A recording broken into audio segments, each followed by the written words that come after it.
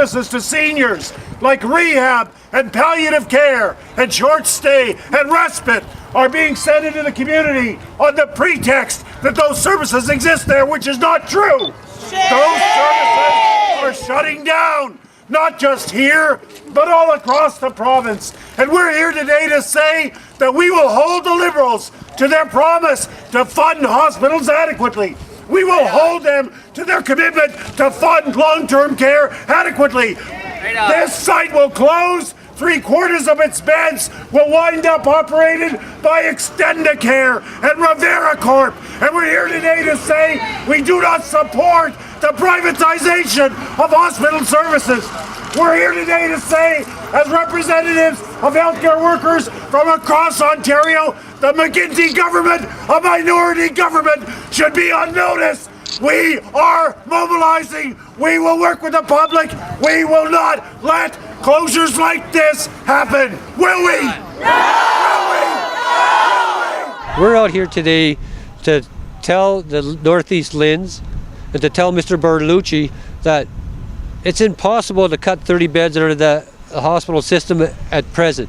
It's impossible by cutting 30 beds and not funding the hospitals properly for the hospital to provide quality service and the services that this community deserves. We say fund the hospital. We realize that this is not the perfect setting for our seniors. We understand that. It's not a long-term solution, but it is a solution for now, because the solution that they're presenting to us is not working. They're talking about keeping people in their homes and community care. They've been talking about that for 2 years. A year and a half ago, when they announced the closure of the 60 beds, they said St. Gabriel's was going to relieve everything. St. Gabriel's is open. The pressure's still increasing.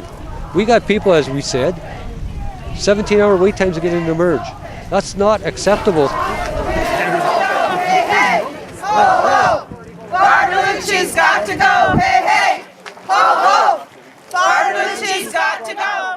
Every day we work in care, providing care to people across Ontario, and already we're very stressed because we've closed 18,500 hospital beds in Ontario. We have the fewest number of beds of any country with a developed economy. There are people piled up waiting for care. The waits are longer, and it's hard to see as a healthcare worker. And so the thought that there will be fewer services, there will be fewer beds available, there'll be a longer backlog, that breaks our hearts, really. That's what it's about. Keep the public beds open! Keep the public